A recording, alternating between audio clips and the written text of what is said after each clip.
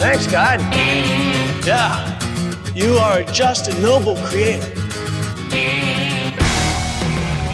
Greetings, most excellent friends, and welcome to episode 7 of Bill and Ted's Excellent Podcast. I am your host, Linda Kay, and I'm also the web dudess of Bill and Ted's Excellent Online Adventure, which you can find at billandted.org. I know it's been a little time since our last episode, about 1.5 years, I believe. Whoa, what happened? Did we totally fall into a time-traveling phone booth and get zapped across the universe, void of space and time? Well, not quite.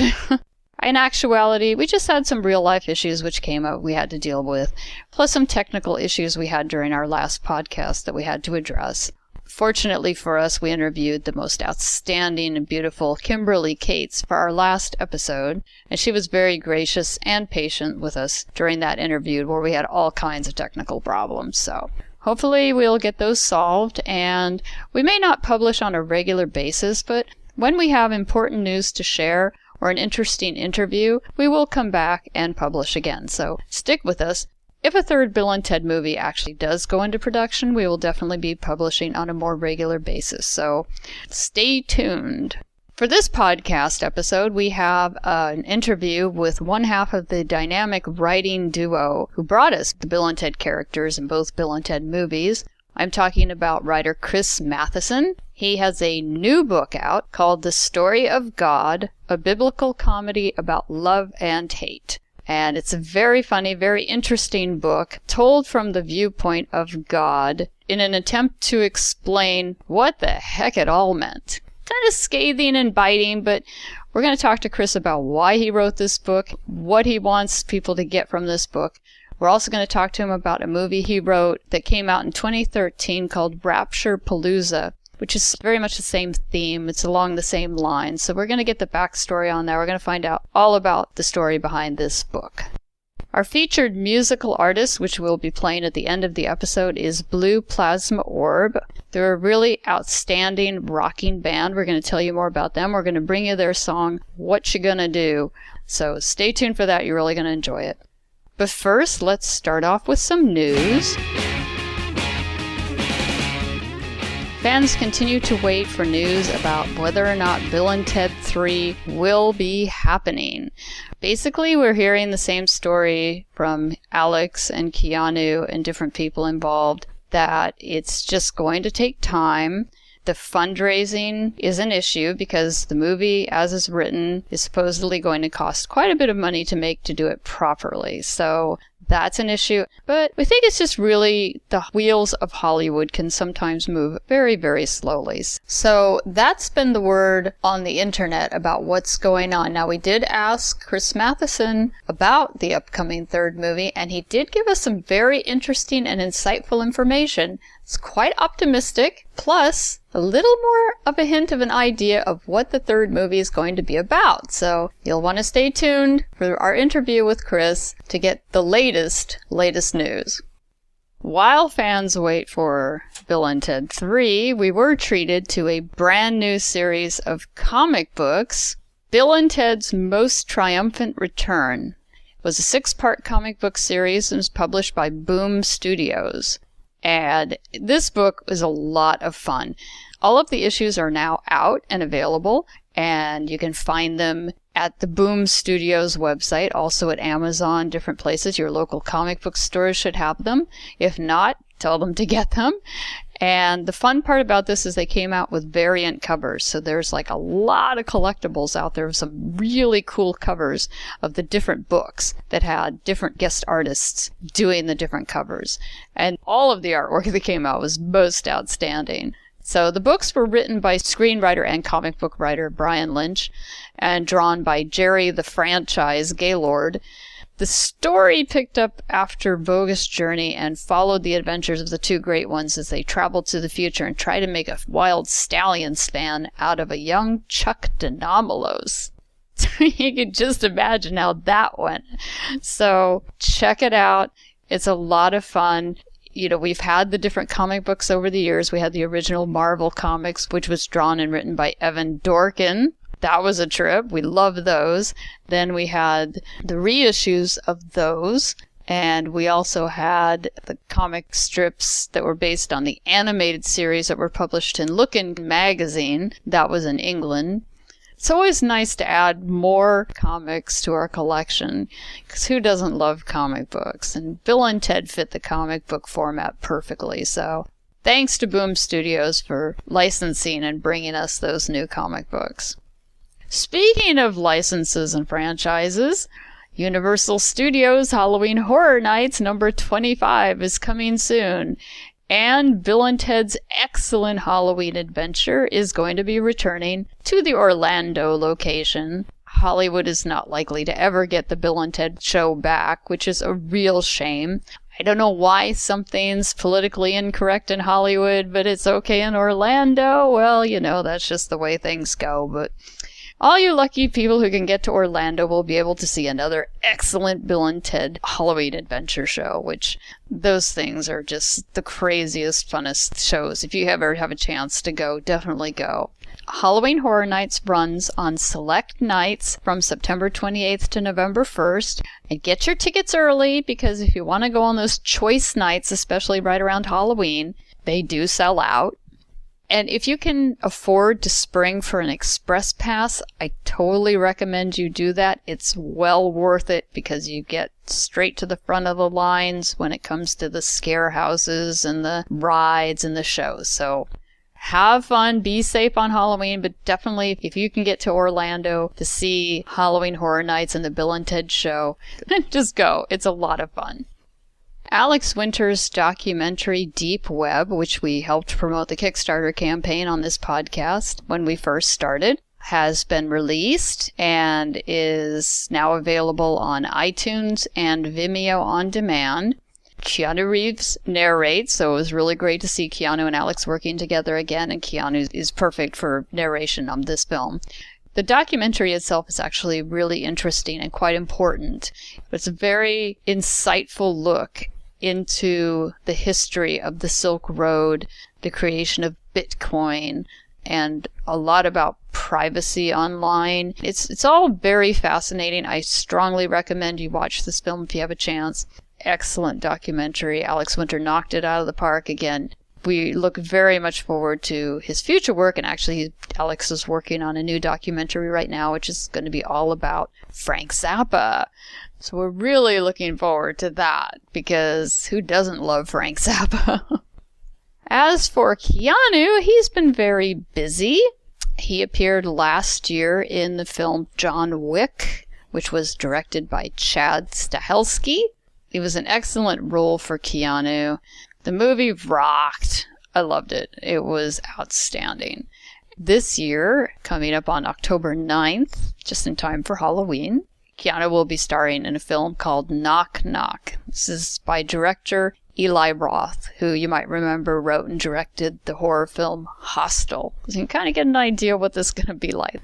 It was about a guy who is seduced and later tormented by two women who appear on his doorstep asking for help one night. Looks like it's going to be a pretty creepy movie, but it should be another good one for if you're a Keanu fan. Definitely want to go check that out. That's it for the news. Today I'm honored to be able to speak with one half of the dynamic writing duo which created the two great ones. Chris Matheson, who along with his friend and writing partner Ed Solomon, wrote both Bill and Ted movies, and they also penned the films Mom and Dad Save the World and Imagine That.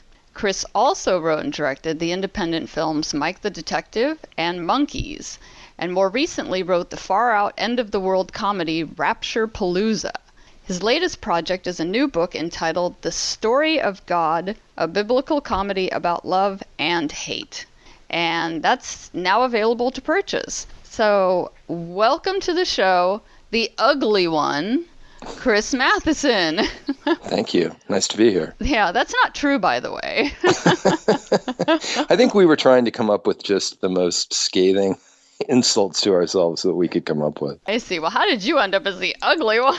I don't know. Because you're not the stupid one, right? Yeah, I think probably one of us was going to be the stupid one and one was going to be the ugly one. So you drew lots. That's funny. Yeah. Well, I want to get right into talking about this new book because I've read it, and it was very intriguing and very funny, but it might ruffle some feathers of some people. Why don't you explain what exactly this book is all about? The story of God. I think it will likely ruffle the feathers of some people. I think that's fair. Right. I've been interested in religion for a while. You go back to Bogus Journey even, and there are strangely, they go to heaven and they go to hell. Most definitely. It's in that movie. Yes.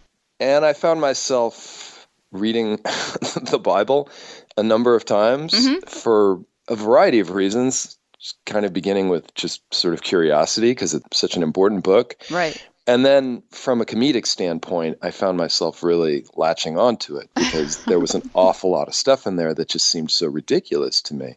And I was new to it. I mean, I wasn't raised in a religious family, so I didn't. Right. It was all kind of shocking to me. Like, wait, what? Yeah. What a bizarre story this is. I mean, what a really, really bizarre character this God guy is. And so I just started taking notes on the bits that I thought were the funniest, and there were a lot of them. And at a certain point, I thought, well, what am I going to do with this? And then it sort of started occurring to me that it would be really interesting to try to make sense of this guy, to try to tell his story. His behavior is so volatile and it's so all over the map, and he's so hard to grasp in some ways. Right. That I thought, I'd like to try to find the narrative, the sort of emotional journey that this guy goes on. So I tracked him from the very beginning, where he's sort of sitting in the darkness, doing nothing before Genesis, all the way through the entire book, through the entire Old Testament and through the entire New Testament, ending in Revelations, and told his story comedically, I think, from beginning to end. Yeah, I think at this point, to give people an idea, you've done, is the book available as an audiobook as well? It will be in about 2 weeks. I actually recorded it myself, so if you wanted to hear me read it, you have a little excerpt of it online on YouTube, I do. Which we're going to put the link up for people to go visit, but I'm going to play a little excerpt from that, if that's okay. Sure. I'm just going to play from the beginning in about 2 minutes, and that should give people a pretty good idea exactly what this is all about. And just to give people a heads up, this is not safe for work. Especially if you work at Chick-fil-A, you probably won't want to be playing this at work. So go ahead and give a listen to this. This is the beginning of the story of God. God sits by himself, alone in the darkness. Around him, nothing. A void, no light, just him, sitting there in the darkness. Peering down in the darkness, he realized something. Underneath him was water. Cold, empty, utterly lifeless. It was creepy. Where had it come from? Did he make it, then forget about it? Did he not make it? And if he didn't, then who did? He had to have made it, yet he couldn't remember doing so. But if he had created water, as of course he had, then why had he created only that much reality and no more? Why had he been sitting there in the darkness above the water basically forever? He didn't know why. He just sort of had. But now, for whatever reason, God had a thought. "Let there be light," he called out. And there was. God was delighted. He could do this. He could make things happen, create whatever reality he felt like. It was an extraordinary moment for him. Now that there was light, God could look around. Not much. Kind of a big nothingness, in fact, a void, essentially, except for the water below and, well, him. He had felt himself before in the darkness, but he had never seen himself. Now he did. He had 2 strong legs, a muscular torso, lean arms. He felt his face, eyes, nose, mouth, ears, hair. Had he made himself this way, created himself? Or had he somehow always been this? I want to think about it. Another unsettling thing. The penis that dangled between his legs. What was that doing there? It was ugly, God thought. There was no way he would have chosen that. It looked monstrous to him. He touched it. It reacted. He scowled and yanked his mighty hand away. This thing was an abomination, he decided. Fascinating in a way, perhaps, but bad, stirring certain feelings that seemed somehow wicked, and those hanging, droopy testicles below it hideous. God had not discovered his backside yet. When he did, he was not happy. Without even speaking, God thought, I must be covered, and instantly a white robe draped over him, covering his body and hiding the offensive parts. There, that was better. He could move on. Yeah, that'll give you a pretty good idea of why we said it might be a little controversial. But it's shocking in a way. I mean, especially if you happen to be of Christian faith, you're sort of touching a subject that most people are like, you can't joke about this stuff. This is like hands off the penises. Yeah, don't talk about God's penis. But the way you tie this in, there is a reason that you bring this up, because it does seem like it does come up in the Bible, talk about men's genitalia. It sure does. He's very, very interested. Like, unusually so. I would say unusually so, yes. And also about women. There's a lot of things you latch onto that at first when you start reading it, you might take a step back and go, okay, well, is he just being disrespectful to be disrespectful? But no, it does all tie into things. And you actually put the numbers. That's what freaks me out about the Bible. I don't like all the numbers, but right. You do actually put the reference numbers in so people can go and see this is actually in there.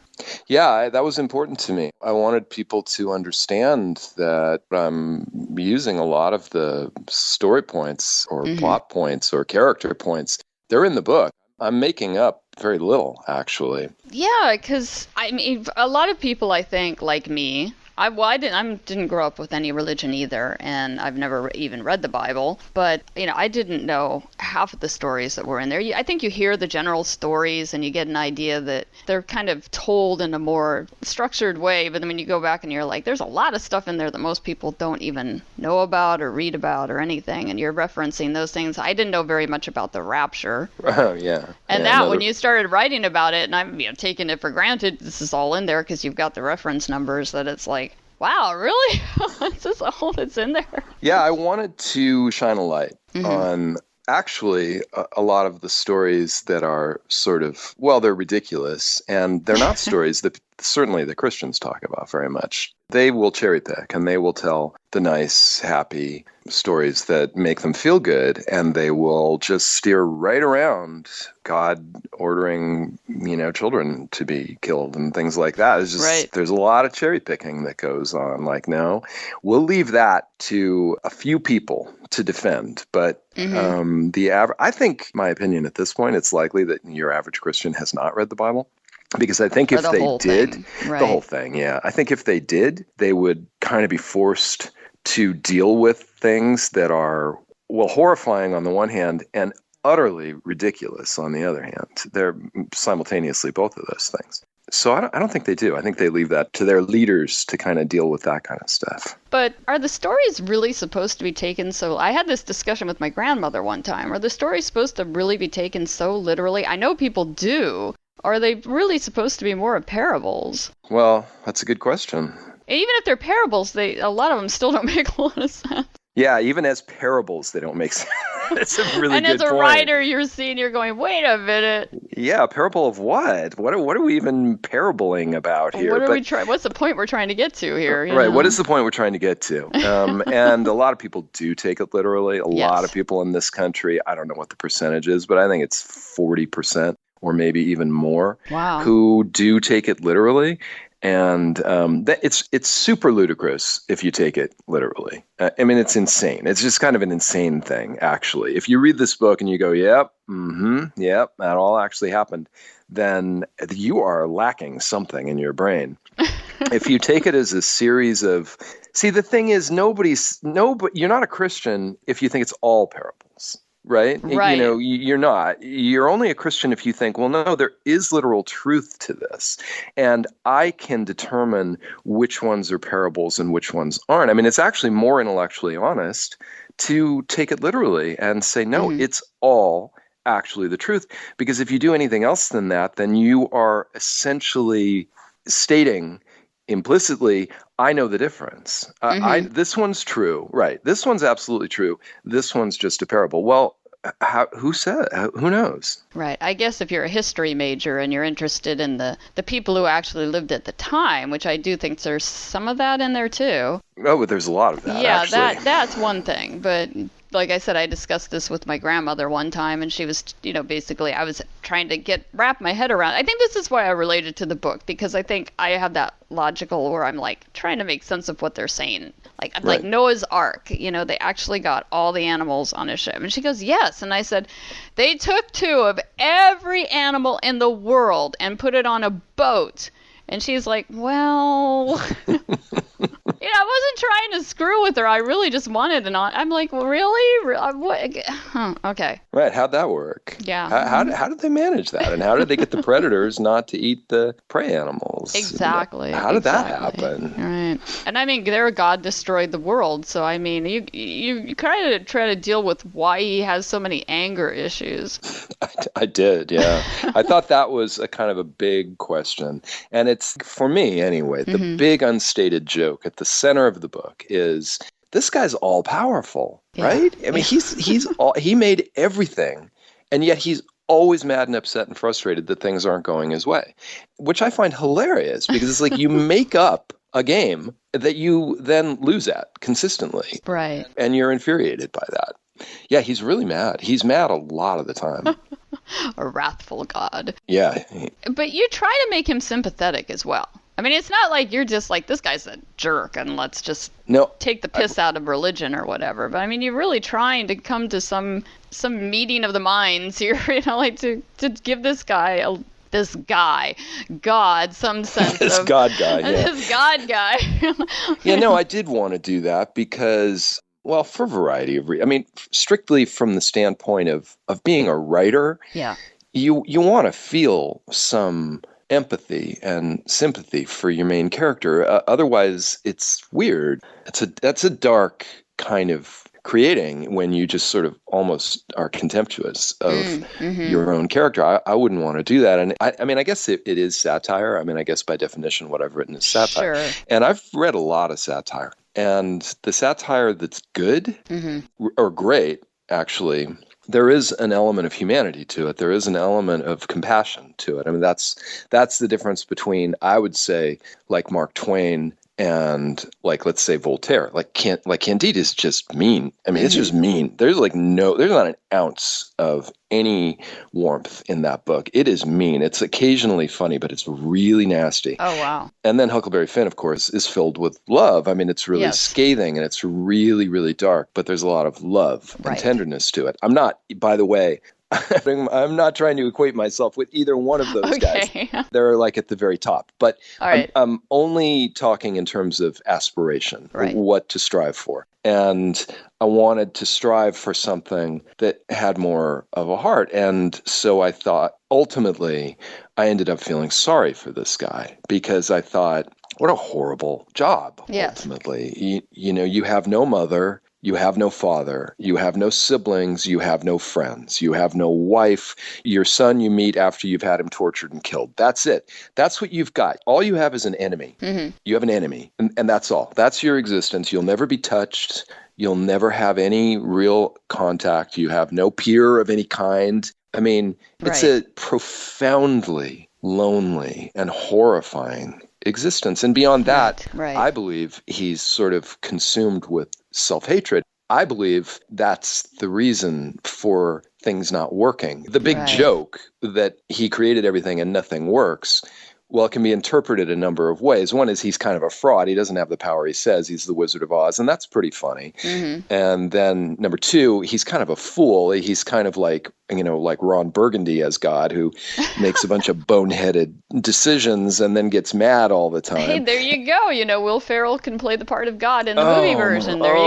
He'd kill. That'd be awesome. He'd kill. He's so funny. He's so great. Yeah. But the most interesting version would be played by Daniel Day-Lewis, and that is to say, well, it's kind of Daniel Plainview, and There Will Be Blood, self-hating, self-loathing. He wants it to go badly. There's a self-punishing quality to this thing. That's true. It's very dark and fascinating, and it's hilarious, but there is something deeply sad about the story too, in my view. And now, after I read the book, I went back and I watched a film you made a couple years ago.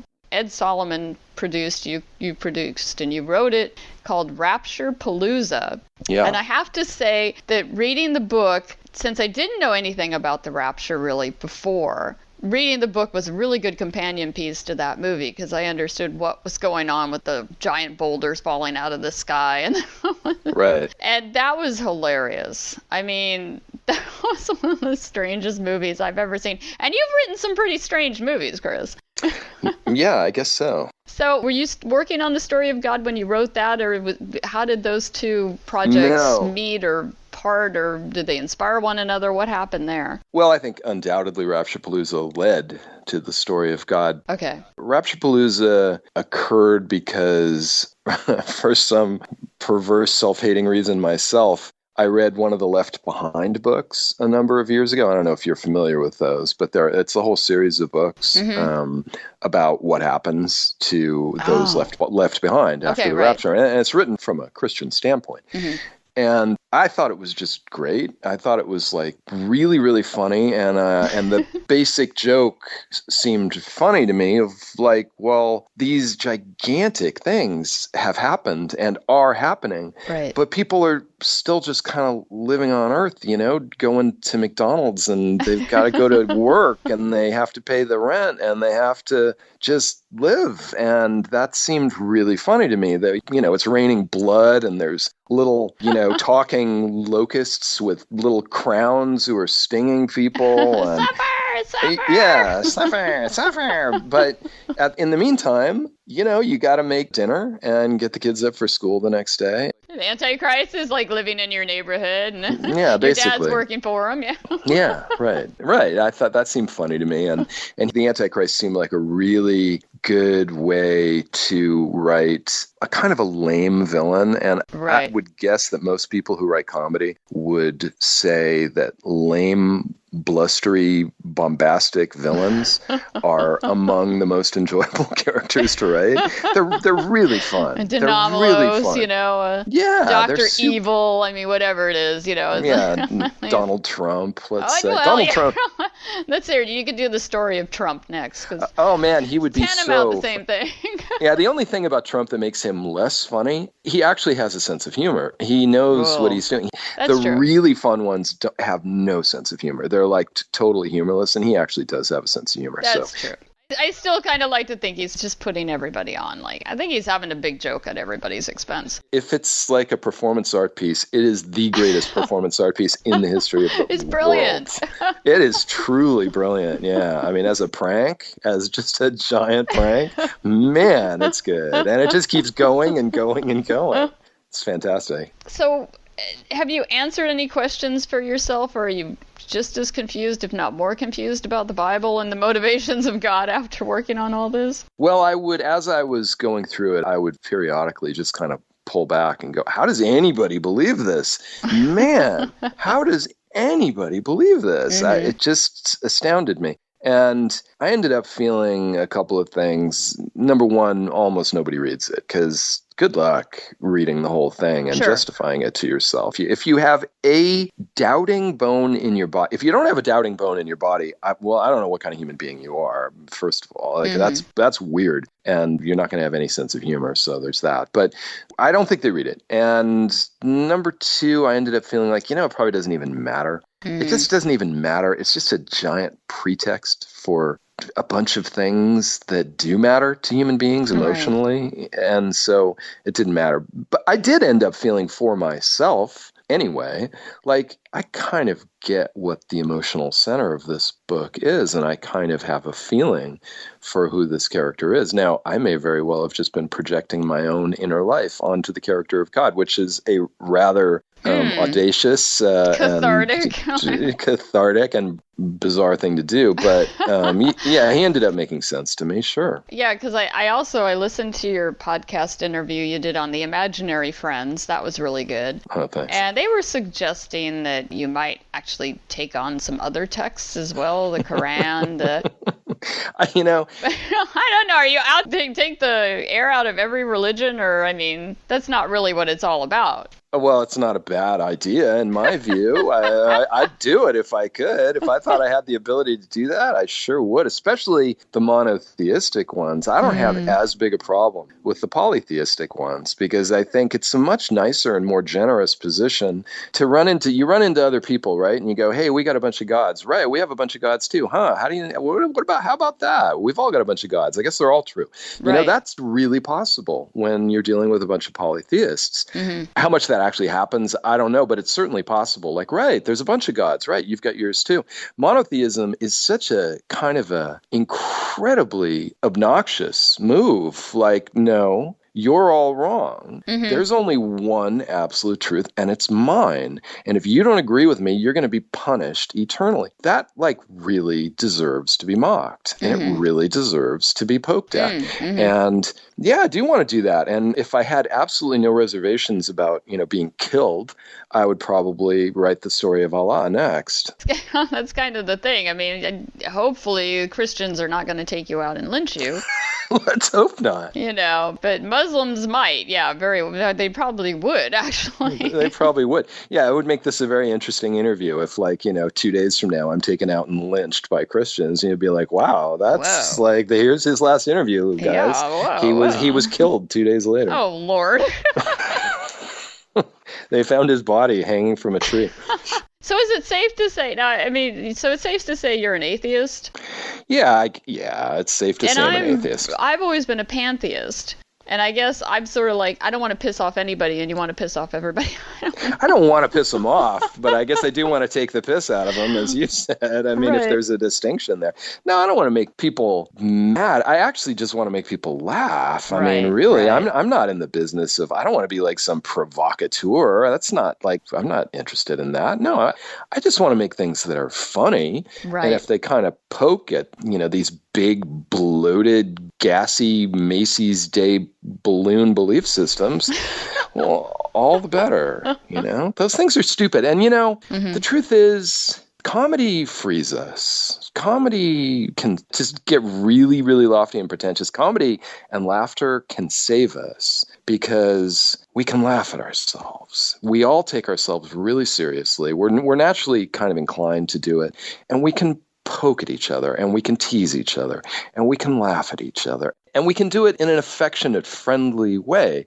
And we can humanize each other. And we can be humanized and not get stuck in these kind of big suits of armor that we live in, where we're just like, no, I cannot be touched. No, I may not be questioned. No, how dare you question me? That's a disaster. That's an absolute emotional disaster for human beings. Right. And laughter and play are the way out, I think. So I don't look at it like I'm trying to really... You want people to laugh with you. I do. Absolutely. Yeah. You don't want people to throw rocks at you. My fantasy would be, no, I don't actually want people to I don't actually want to be stoned to death. It may seem like I do, but I don't. I guess on balance, maybe it's like 60-40, but I think I'd prefer not to be stoned to death. But my fantasy would be like... He's an atheist and a masochist. Okay. Yeah, there you go. That some Christians would read it and go, I've had these thoughts myself. I've wondered about these things, and I've tried to sort of just look the other way.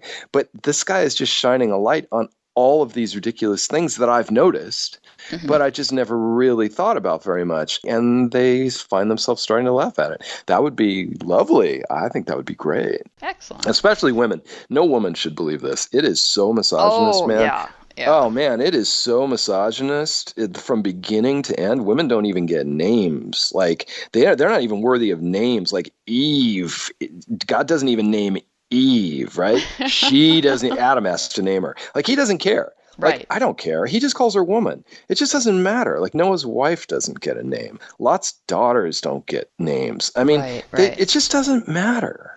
And that's like, from a woman's standpoint, I mean, because I'm married and I have a daughter, and it's just like, that's brutal. That's just horrible. It's like, women should start turning away from this thing in droves. It's so like patriarchal and laughable on that level. Men can be so laughable in that way. Like, you must believe what we tell you to believe. Now, what's interesting to me is that here you've sort of created the perfect religion in Bill and Ted. And I say that in all seriousness, because a lot of people do take the be excellent to each other and party on, dude, as a religion, as a way you should live your life. Right. And I think one of the beautiful things about that, I don't know if you set out to do that, but unlike the Bible, which is so long and so complicated and so open to like 20 million different interpretations, which of course everybody has done, yours is so simplified, it's like, oh, you can't really misinterpret it too much. Right, right.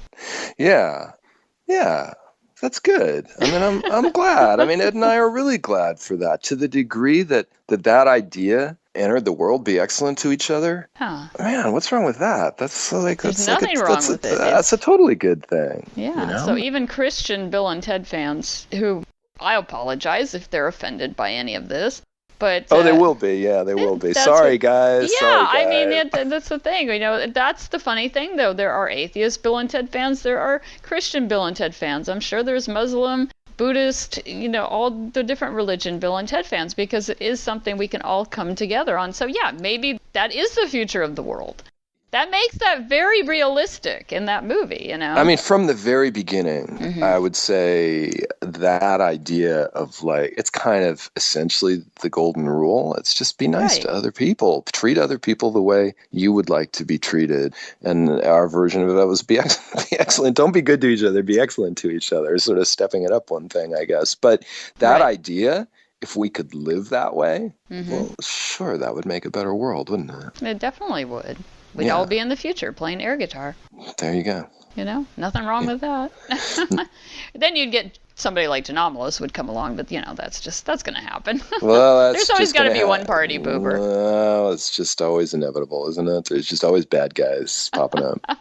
And like you said, you represented God in heaven and hell in Bogus Journey. Were you kind of interested in the Bible and reading it before that, or was that anything to do with getting you interested in this? I mean, I'd read it. I don't know if Ed had read it at that point, but I think at that point it was more like we knew that we wanted to make a fantastic leap. We knew we didn't want to just do time travel again, because that just didn't seem like it would be exciting. It would just feel like a repeat, and we didn't want to do that. So we ended up in the afterlife, with death and heaven and hell, because that seemed like a good, fun place to put these guys. The idea of them, being in hell and having fun, enjoying it, like totally digging on having big rocks to pound eternally. Like, that's no problem from Bill and Ted's standpoint. Like, that's totally cool. They're good with that.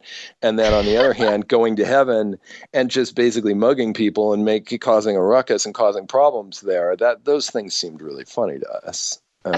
So I don't think it was like biblical at that point. It was more like comedic. It seemed like a really funny place to put them. A lot of your writing with Ed and without Ed, you seem to be trying to either make chaos out of things that are sensible or making sense out of things that are chaotic.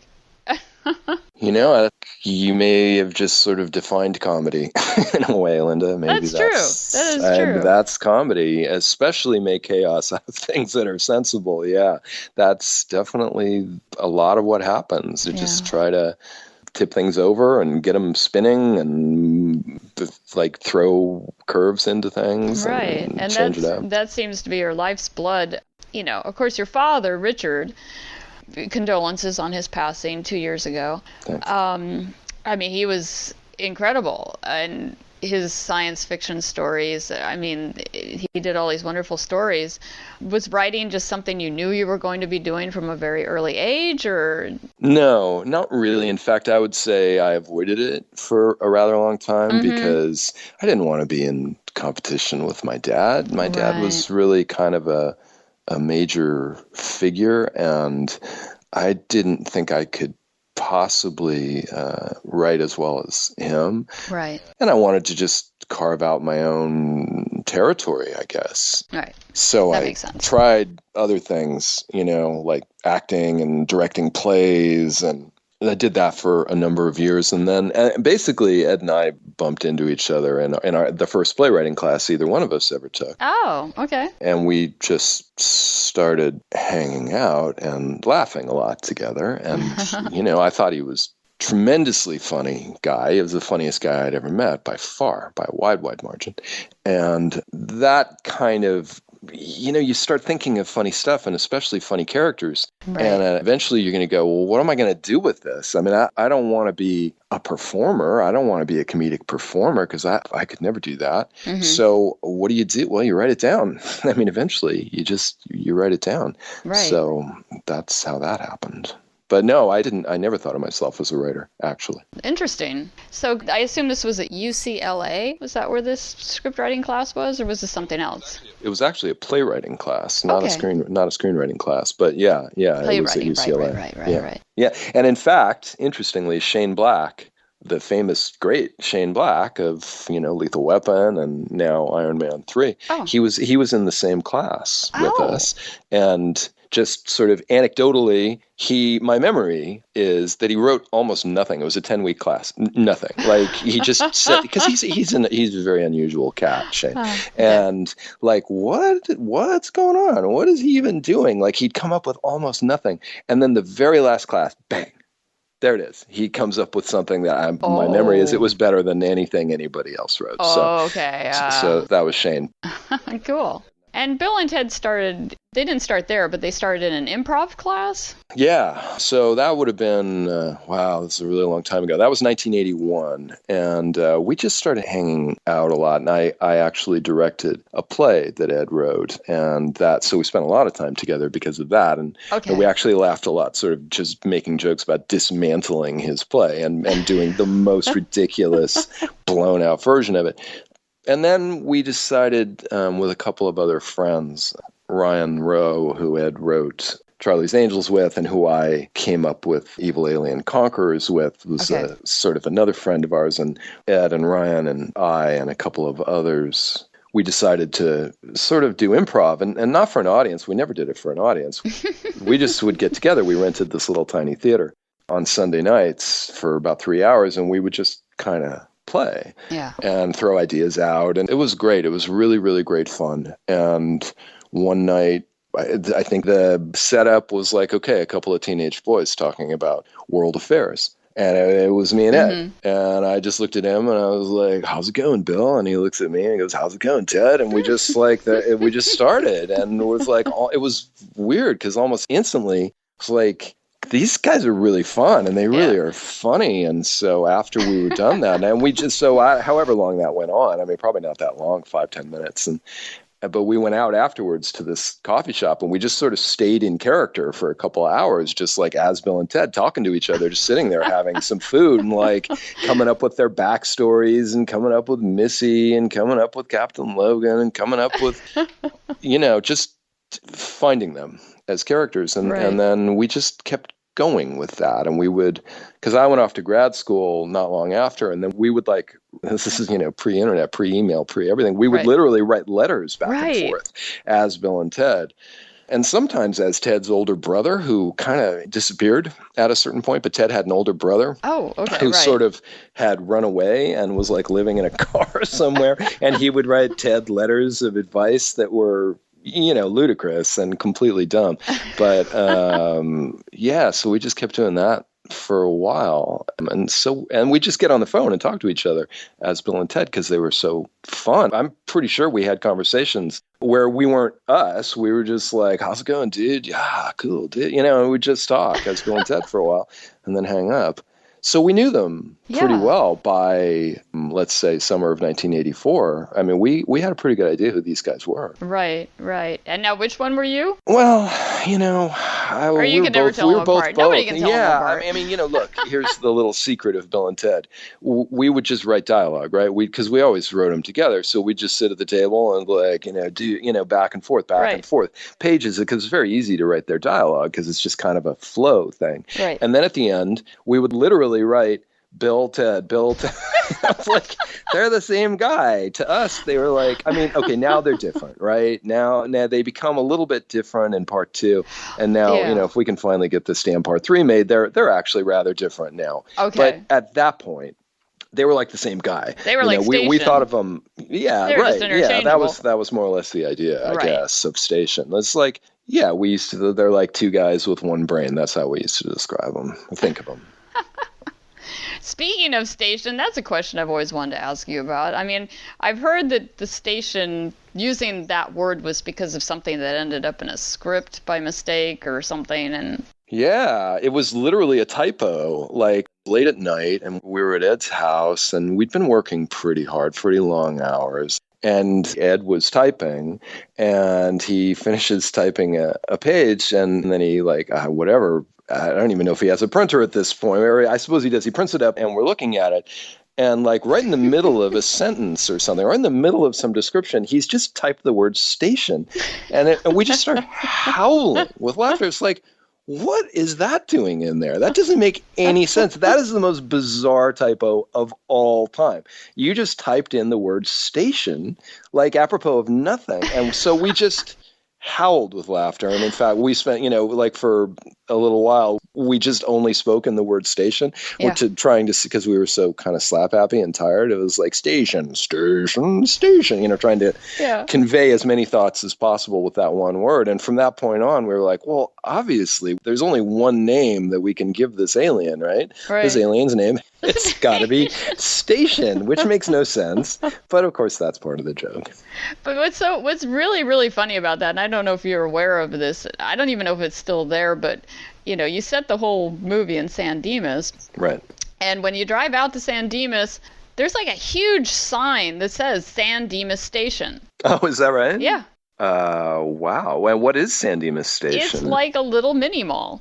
It's like a little strip mall. Wow. How about that? And I thought that's where it came from. Because I thought, of course you're driving into San Dimas and here's station, So then when I heard it was a script thing, I thought, oh my gosh, that's wild. Well, I don't know. I mean, unless it was there. The only time we did go to San Dimas back in 1984, we actually did go to Waters, and we did but when we wrote the sequel, I don't think either one of us had been to San Dimas in a very, very long time. So I don't think so, but who knows? Maybe it's stuck in our head. Maybe San that's where Dimas it came is from. kind of one of those, I don't think a lot of people realize San Dimas is one of those places you just sort of tend to drive through when you're going to Las Vegas. Yeah, that's if you're what it leaving was. the Valley or Hollywood, you kind of go out the 210 and you just sort of pass by these raging waters. You're like, oh, I'm in San Dimas. Yeah, that's about right. Yeah, because we used to like to drive out to Vegas and lose. Well, I would lose and Ed would win money. So we used to go out to Vegas a decent amount. So yeah, we'd drive by San Dimas. So that was your purpose. You picked a place that was sort of nondescript, out of the way, nobody ever heard of. I don't even know whether it was that conscious, Linda. I think it was just sort of like, where are you guys from? San Dimas, I don't know. It just popped into our heads and it was like, well, San Dimas it is. That's funny. Well, I mean, we could literally sit here and talk about Bill and Ted all day. I'm hoping at some point that you'll come back on the show and maybe Ed will join you and we can actually get into a more detailed conversation about the dudes and the history of Bill and Ted and everything. Yeah. But, I don't want to keep you all day today because I know you've got a lot of promotion to do for the story of God. But I do have to ask about Bill and Ted 3, where we're at, what's happening, maybe a couple little questions about that. I know because movies are in development, until they're greenlit, you really can't say that much about them. So we can't get into too much details, I'm sure. But what's happening with Bill and Ted 3? Everybody's anxious to know. It's moving forward. We actually are making progress. We actually are fairly close to, I think, what will look like meaningful progress. And we might be able to, before long now, start to get on a faster track to get the movie made. Excellent. Yeah, that would be excellent. It's been a long road. So this idea you had, which whatever it is, because basically we've heard that it's like you had this idea that like everybody decided this will work in this time frame. So what is it about, without giving any particulars about it, because we don't want spoilers, but about this particular idea? Was it all of a sudden a brainstorm, or is this something you had a germ of a long time ago and you said, you know what, now is the time we can do this? Or was it just like, oh, wow, wait, that's it. That's the plot. Well, I mean, the truth is, Alex and Keanu have spoken at some length about the movie at various times. So true, that's true. I think there's actually a decent amount of information, even about the plot, out there at this point. So I don't really feel like I have to be super careful, like this is the next Star Wars movie or something. There's quite a lot of information. But that's true. I would say when we went to the premiere of Bogus Journey in 19 1991, the four of us that would be, Ed and me and Alex and Keanu, we're like, right. Would it be fun to do another one of these someday? And basically it was like, yeah, it would be fun to do another one. It would have to be the right idea. It would have to be the right story. And then I would say somewhere in the mid-2000s, somewhere 2005, 2006, so quite a long time later, it re-entered our consciousness a little bit. And Ed and I started thinking about it, like, what would be a good story? And somewhere around 2007, 2008, we contacted the guys and said, what do you think? And then we started talking stories with them.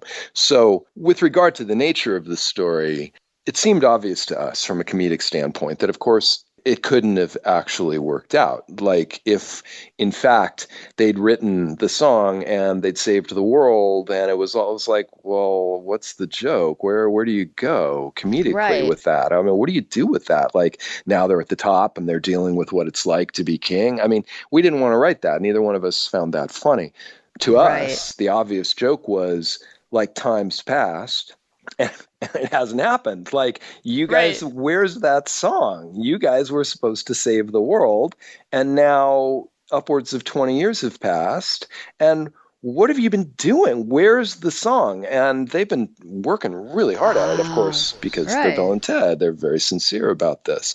And they just don't have it. And a character shows up and basically makes it's pretty urgent. Like, you need to come up with it now, or there's going to be really, really bad consequences for essentially everything, all of reality.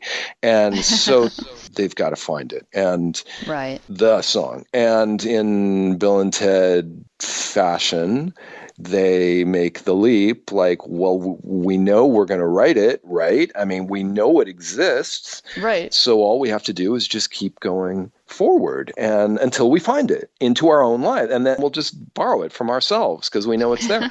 And so that's what they do. They just keep going forward and trying to find the song from future versions of themselves. But it doesn't quite work out the way they want, and their search gets kind of more desperate, and they start flying around to a variety of different places. And interesting. Okay. And then there's a kind of there is actually a plot twist that occurs late in the movie that I think puts things in a different light. Excellent. Ooh, intriguing. Yeah, it was really, I mean, honestly, to get back into writing Bill and Ted, because when Ed and I first started, it would have been somewhere around 2010 where we sat down and we're like, okay, here we go. For the first time in 20 years, we're going to actually write these guys again. What's this going to feel like? And it was great because they're Bill and Ted, man. They're fun. Yeah. It's so nice to be in that Bill and Ted headspace and talk like them and think like them. And it really just sort of flowed naturally. And that was great. That's so cool to hear. I mean, because we had a discussion on the group the other day where somebody brought up the fact that they weren't sure that Bill and Ted would work in today because it's such a cynical time. I think we need that. Well, that's our hope. I mean, I'm a little tired of a lot of comedy these days is really snarky, and it's really ironic, and it's really self-conscious on the one hand, and on the other hand, it's really raunchy, and it's really hard R, and it's really crude. There's a lot that's like that. And so what we're aspiring to is something that's a Bill and Ted movie, that Bill and Ted are sweet, and we love them, and I think Alex and Keanu love them, and I think that other people have loved them for that reason. And I mean, that's what we're going for, something that's not anything like a lot of comedies that are out these days. It would be nice to have some good classic comic characters again, and those are ones you can always go back to. Yeah, Right. Well, that's the hope, Linda. That's what we're trying to do. And as I said, we're making some meaningful headway now. Well, that's most excellent news. And I mean, I always said if there was going to ever be a third Bill and Ted movie, it would have to be you and Ed and Alex and Keanu working together. And as soon as I heard that was the case, I said, now this, because we've been hearing rumors for the last 20 years. Right.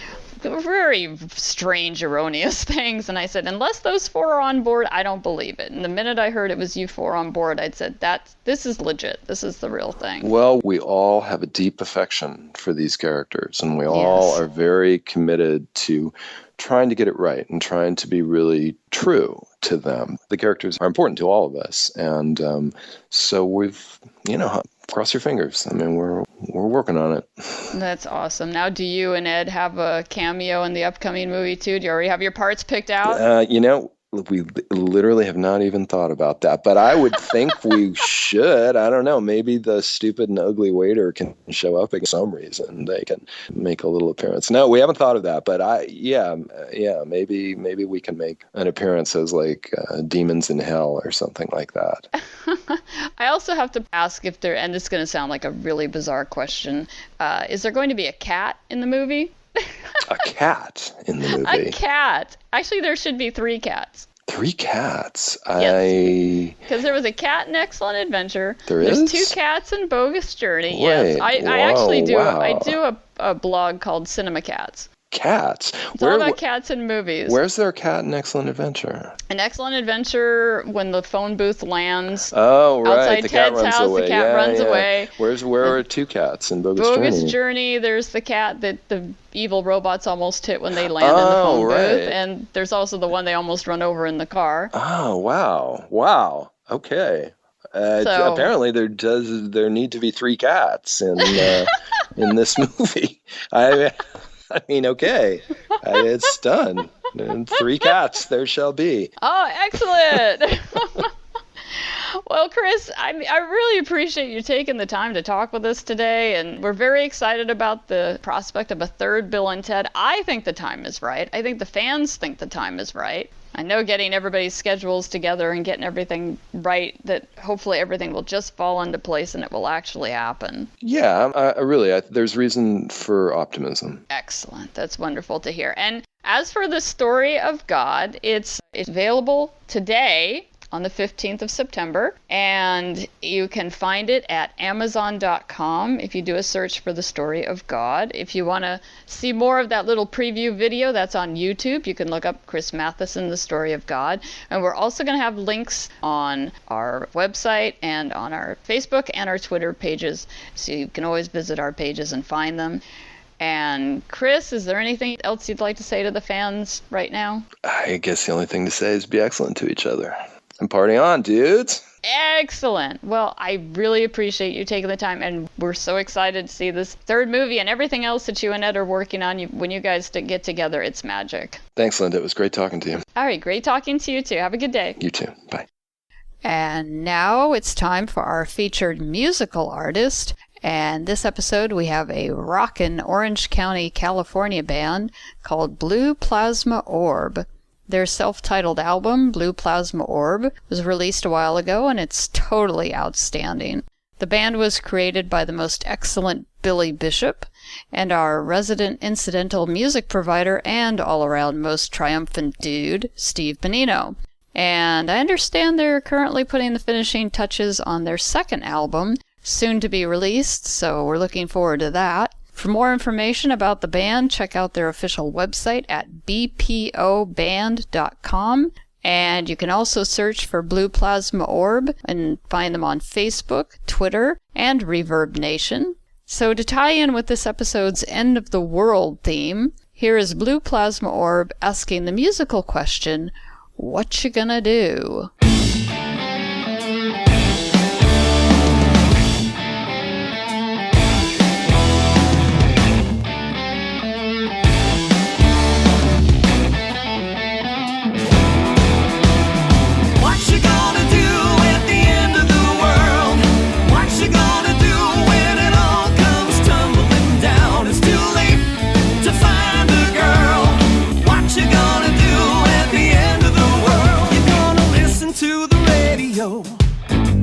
You're gonna hear that static sound. You're gonna tune to emergency stations, but there's none to be found. You're gonna feel the sun go nova while the zombies roam the streets. You're gonna clutch your pillow tightly to You're gonna hole up in your bedroom with your guns and booze and God, and you think about what could have been. Yeah, you think about it a lot. Yeah, yeah, yeah. What you gonna do at the end of the world? What you gonna do when it all comes tumbling down? It's too late to find a girl. What you gonna do at the end of the world? You're gonna listen to the radio, but there's no songs to play. You're gonna finally make your peace with God, but you got no words to say. You're gonna picture all of your family in the blinking of an eye, and you realize there's no one left for you to say goodbye. Loud, loud, loud. What you gonna do at the end of the world? What you gonna do when it all comes tumbling down? It's too late to find a girl. What you gonna do at the end of the world? You're gonna listen to the radio.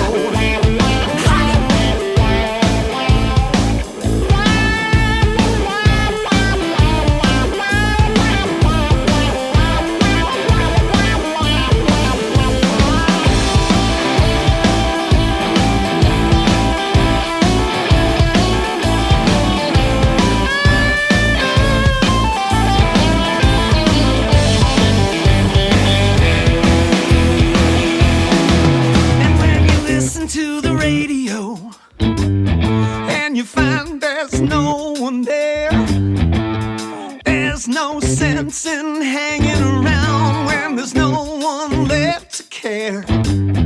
How you wish you had a girlfriend right now to hold you tight, but you were too busy living in a hizzy to do anything right. Low, low, low.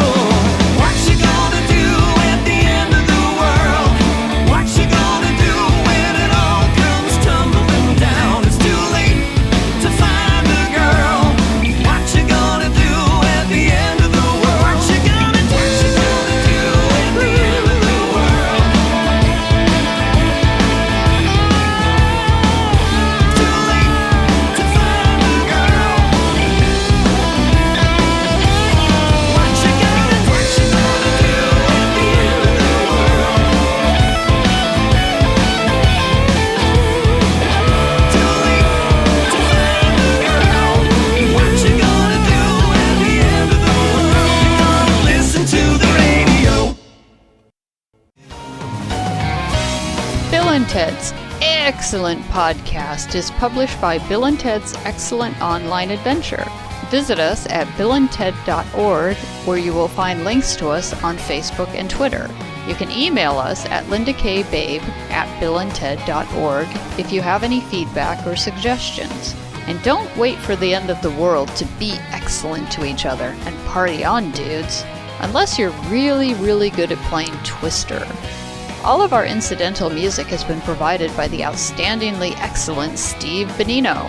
Check out his other projects at stevebonino.com. Bill and Ted's Excellent Adventure characters and images, trademarked and copyrighted 1989-2003, Creative Licensing Corporation, all rights reserved. The motion picture Bill and Ted's Excellent Adventure, copyright 1989, Orion Pictures Corporation, all rights reserved. The motion picture Bill and Ted's Bogus Journey, copyright 1991, Orion Pictures Corporation, Incorporated, all rights reserved. Tune in again next time for Bill and Ted's Excellent Podcast.